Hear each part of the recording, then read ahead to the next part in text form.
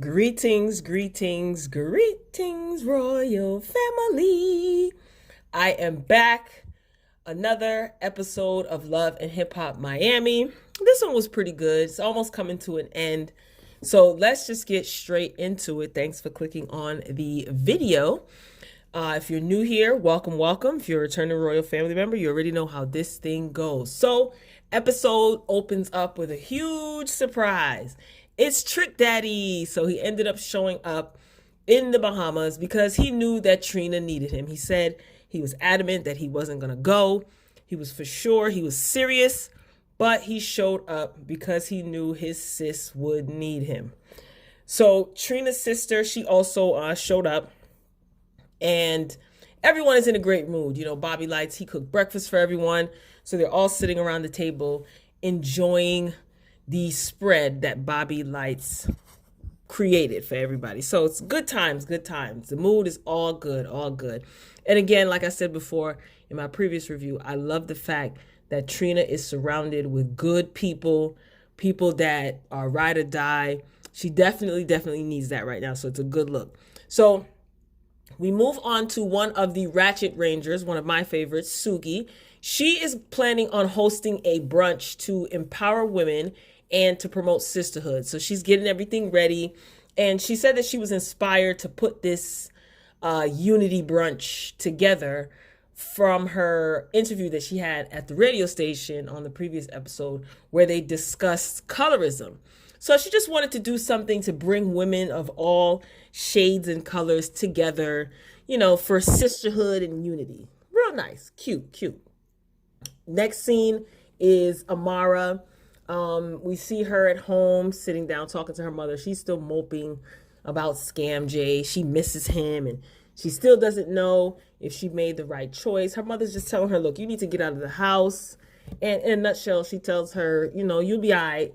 It is what it is. She just wants to see her happy. So she does plan on going to this brunch, this women's sisterhood brunch, to kind of get out of the house and just to do something, get her mind off of Scam J. She also tells her mother that she is mad at Primadonna because Primadonna brought Annie the ex to their little lunch and she didn't let her know. Now, I understand that she's mad at Primadonna. She has every right to be. Primadonna was wrong. But I feel like, Amara girl, you should have confronted Primadonna within like a 24-hour period, sis. I'm just saying. But then again, with editing, we don't know how much time has passed, but I think that she should have confronted her. If not right then and there, then she should have done it immediately afterwards. I'm just saying. All right, next scene up is Briscoe. So we haven't seen him in a while, so he's in the studio working. Again, with this franchise, we always see the castmates, those who have a music career, in the studio working, doing something, and I like that. So he's in the booth, you know, spitting hot fire, and Hoodrat comes into his session. She shows up, and she just starts telling him, you know, she's going through a lot with her career. She's trying to get everything back on track because that little Baps tour was a dud. And she also tells Briscoe that she finds out that her man is married. So Briscoe, he's trying to convince her to give Kenny a second chance. And I'm just like, yeah, I wonder why. Because that's what he's hoping his ex would do for him. But he said something about he cheated on his girl one time and he ended up buying her a Porsche. So he cheated on her and bought her a Porsche. He says that, oh, I got to talk to my homeboy Kenny. Tell him to get you some Chanel. And she's like, I could buy my own bags. I ain't worried about that. So he's convincing her to give him a second chance for whatever reason. Look, if Hoodrat is going to give him a second chance, that's great. But Hoodrat is raising her niece and nephew. She has her sister who is taking care of their niece and nephew along with her kids while she's on the road trying to get her music career together. She's young. This man is married. He has kids. I feel like, girl, it's time for you to chuck the deuces up and focus on your career. This time that you're putting into fixing this relationship with Kenny and his dangling earring, you could be relieving your sister and spending more time between your career and your family, because your sister let you know that she was very much overwhelmed. Just my opinion. She's going to do what she wants to do. But I think Hoodrat has a good head on her shoulders. She's not really for the drama. She's about her business. So hopefully she will make the best decision for her. Okay?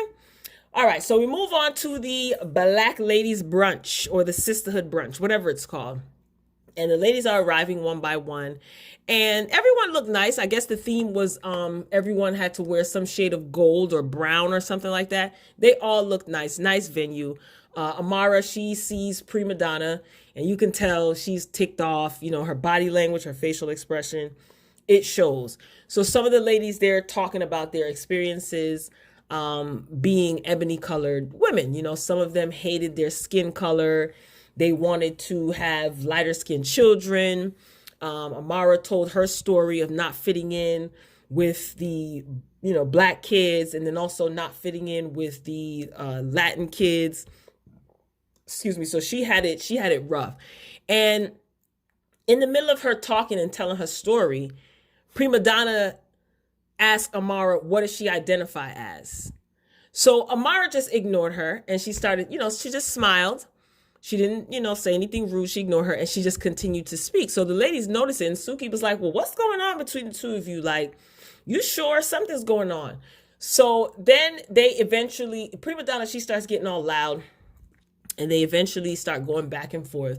And then that's when Primadonna lets the whole table know that she brought Scam J's ex to confront Amara.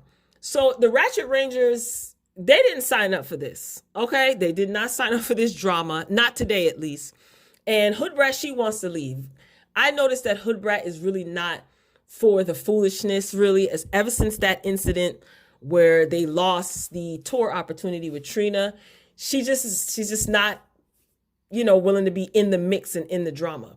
What I find interesting, though, is Primadonna being upset and not remorseful at all for what she did. And to me, that says a lot, because I liked her in the beginning of the season, because she seemed very much about, you know, helping people, business minded, women empowerment. But she just was real nasty to Amara, and she was really angry, as if she didn't do anything. She sees nothing wrong with her behavior. Right. So Suki, as everyone is departing, because then the brunch was over at that point, so everyone is departing, and Suki, in her confessional, she says, you know, Primadonna got a lot of hood in her ASS, and Amara got a lot of hood up in her afro. Yeah, I really enjoy Suki. She is really, really funny. But I do like the fact that she put on that brunch. It just shows it shows a deeper, more mature side to Sukihana. She can have her fun. She's about her business, but she also, you know, talks about real life topics, and, you know, her being all young, the youngest in the group, maybe one of the youngest in the group, getting all those women together. It was a good look. I was here for it. So anyway, the brunch is cut short, and I just feel like Amara is a little immature in this instance, even though Primadonna was wrong. She was wrong, but I think Amara was a little bit immature, because I feel like she waited until she showed up at an event that she was invited to. The Ratchet Rangers work hard, blowing up balloons and whatnot, to put this together. And that's where you kind of want to express that you have an issue with Primadonna. I just think that's kind of whack. And Primadonna, you have no class, sis. I don't care how many businesses you own, how many waist shapers you sell. She just strikes me as the type of individual that has zero class. I'm just saying, it's my opinion. Now, they did end up talking outside. And again, Primadonna, she still doesn't see anything wrong with what she initially did. You know, they did part ways peacefully, and that's because security was there. But Amara did end up saying what she had to say. And it's like, Primadonna kind of wanted static, and Amara didn't want any static. And it's like, you can't even acknowledge what you did wrong. I just think it's just classless and it's childish. Anyway, back to Briscoe. So Briscoe, he's looking at a house, beautiful house. and he is there with his ex as well as his son. So after they view the house, he breaks it to his ex. Basically, he confesses to his ex, like, look, he wants her back and he wants her to move in with him. He wants his family back. So she's willing to, basically in a nutshell, she's willing to get back with him if he can follow the rules and show her respect. She says she doesn't want to have to call around and worry about where he is at night, and don't disrespect me. Simple things. So she says she's willing to give it a try. So I guess he's happy. He's all in his glory. We shift back to the Bahamas, and we see that Trick and Joy, they end up having a much needed conversation.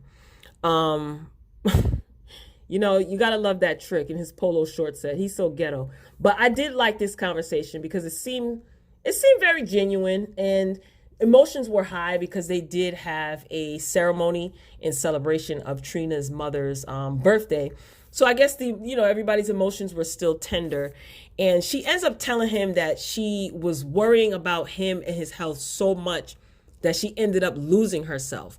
She said she just couldn't deal. Like, he does not want to take his health seriously, and it started to wear on her. And she also said that he never told her that she was beautiful, and he never said that he was sorry for anything. So Trick, her gripe is Trick was never articulate. Like, he never expressed his love for her verbally. How much he cared for her, appreciated her. He never told her she was beautiful. They flashed back to their wedding pictures, and I thought that was sweet. He says that he never felt appreciated, not only by her, but by other people as well. And you can tell she started to get a little bit emotional. She's like, you can't say that. And I think it started to hit her. And he also mentioned, you leaving, you thought that by you walking away from the marriage, that was going to make me stronger. You can tell that the two of them love and care about each other. Trick has a hard time maybe expressing his feelings, but I think Trick is still having a hard time accepting the fact that he has lupus. It affects his mood. It affects him physically. And unfortunately, the people closest to him end up being collateral damage because of what he's going through. But I like I said, this conversation that they had, it kind of moved the needle a little bit. So they got somewhere. He ended up apologizing to her. He did. And he let her know how much he loves and he cares about her. I mean, he said it in a rough way, in his way, but it was definitely sincere. He says, I apologize for everything that I've done for you.